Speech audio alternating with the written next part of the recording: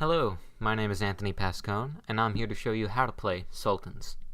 First, let's start with the three types of cards that you can find in Sultans. First of all, there is the Sultans cards. These are who you play as, and they each have a unique ability that you can use. Next is the units. These are like monster or creature cards. They each have a level which shows how many sacrifices they need to be summoned. Sacrificing a card entails having a unit that has been on the battlefield for over a turn and putting them in the graveyard to summon the higher level unit. So a level 0 can be played without any sacrifices, while a level 1 needs one sacrifice, and so on. Each unit has an attack and a defense. The attack is in red, and the defense is in blue.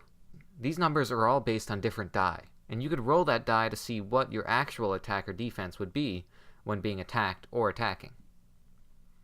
So the attack and defense doesn't show what number you'll get, it's just the die that you will be rolling. All units have summoning sickness, meaning they cannot attack until they have been on the field for over a turn.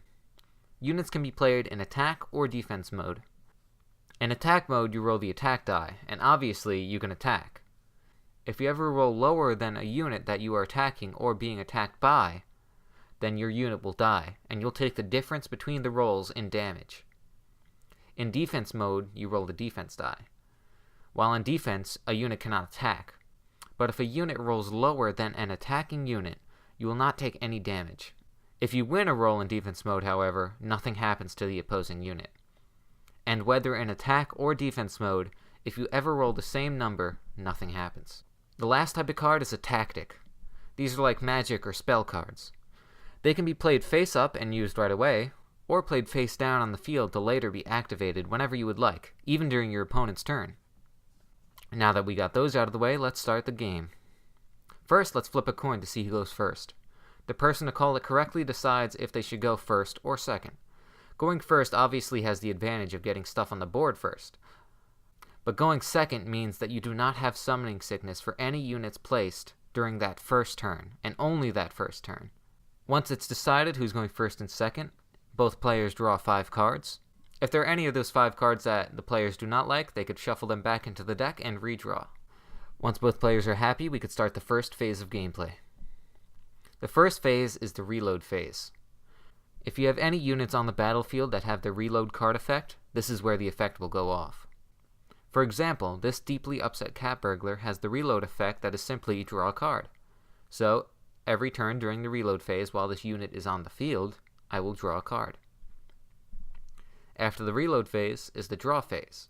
That's where no matter what, you'll always draw 1 card from the top of your deck. After the draw phase is the main phase. This is where most of the stuff happens. During the main phase you have 2 actions. Summoning a unit, playing a tactic face up or face down, and using your Sultan ability all cost an action. You could also draw an extra card as an action if you would like. If you have a tactic face down, flipping it does not cost anything.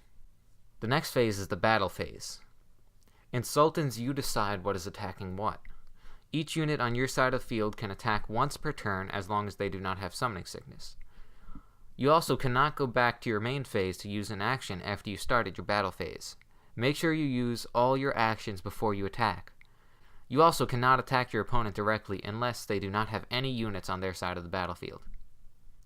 After the battle phase is the end phase. That's simply where you tell your opponent, I end my turn. And that is how you play Sultans.